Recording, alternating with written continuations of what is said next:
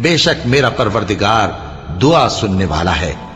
اے پروردگار مجھ کو ایسی توفیق عنایت کر کہ نماز پڑھتا رہوں اور میری اولاد کو بھی یہ توفیق بخش۔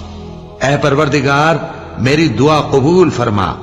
اے پروردگار حساب کتاب کے دن میری اور میرے ماں باپ کی اور مومنوں کی مغفرت کیجو۔